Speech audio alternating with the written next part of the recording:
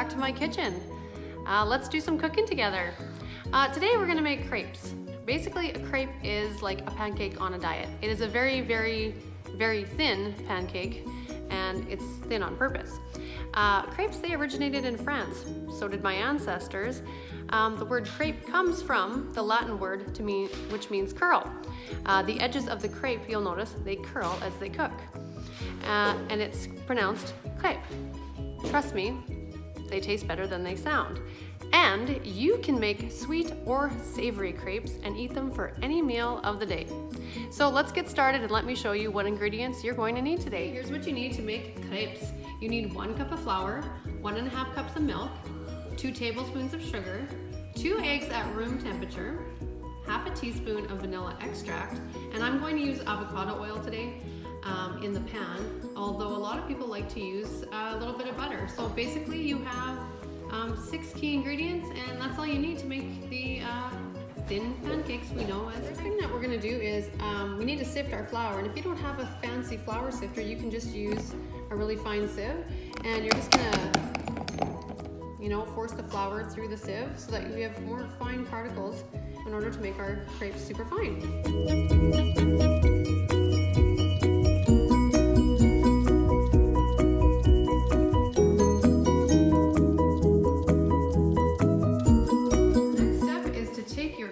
Batter and put it in the refrigerator and just let it rest. And you're wondering, let it rest? Why is my batter tired? Well, what needs to happen here is the flour needs some time to absorb the milk that we put in, because that results in a much more tender crepe. So let it sit in the fridge for about an hour. If you don't have time, you can go ahead and make them, but they just won't be as tender. And the best thing to do is leave them in the fridge overnight and make them in the morning. There are 3 types of quick bread batters. The 3 types of batters are pour batter, drop batter, and soft dough. Today the crepes, you guessed it, are a pour batter because they're easily poured from either a ladle or the mixing bowl.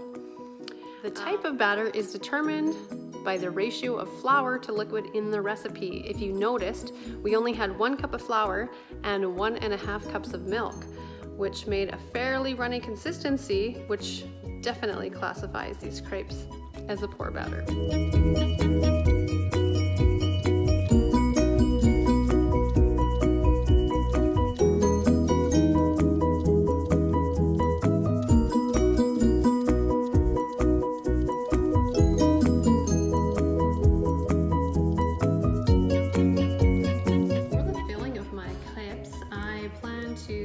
Apples I diced up with about 3/4 of a cup of sugar. You can cut back if you don't want as much sugar. And I'm going to put in a couple tablespoons of avocado oil. And I'm just going to simmer these on the stove with a little bit of cinnamon, sprinkle of cinnamon, and that'll be the filling for my crepes.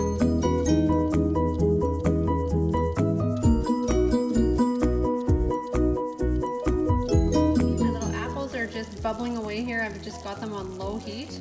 I put the lid on for a little bit until the apples start to release some of the juices, and I'm just gonna let these simmer until some of the water evaporates and it thickens a bit, and then I'll add about a teaspoon of vanilla because I like that flavor, and this will kind of taste like an apple pie. It's going to be delicious.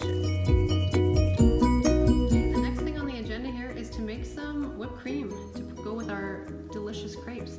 So while my apples are simmering on the stove and my crepe batter is just taking a rest in the fridge, I'm gonna make some whipped cream.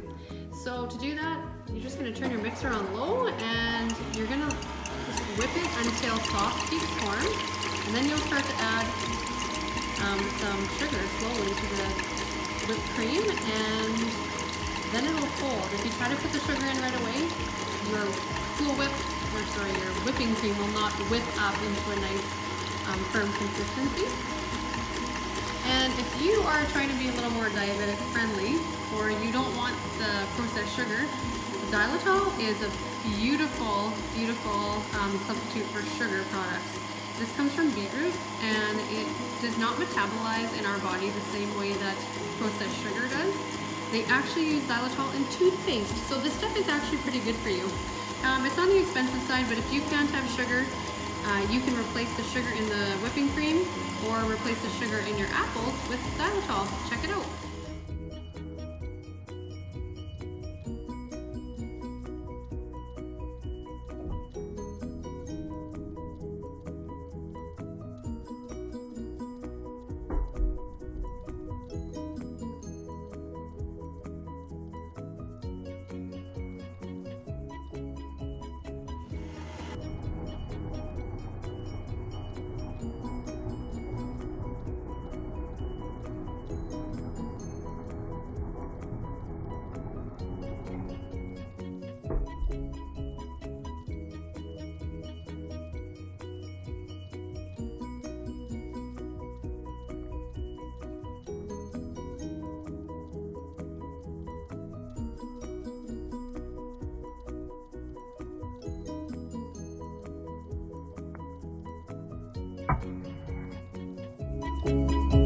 Well, we beat our batter, then we gave it a break, and now it's time to make a crepe. So what you're gonna do is you're going to spoon out a few tablespoons of batter, and we're gonna drop it in the middle of our pan, which has been preheating, right in the middle. And what you can do is with your ladle, you can spread it out, or you can tip the pan. Okay, we're gonna drop everything into the middle of the pan. And then I'm just gonna rotate the pan. I'm gonna tip the pan around so I get a nice round-ish looking crepe. Thins out as I go.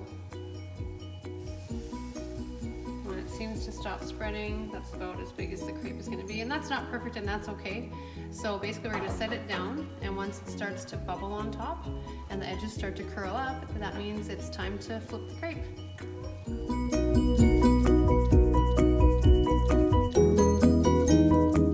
Okay, we're ready to fill our crepes with our beautiful homemade apple filling. This just smells heavenly. I wish you were here in the kitchen with me, but I guess you'll be able to smell this when you do it on your own. A little bit of the syrup in there. And then we're just gonna fold it up like a little parcel.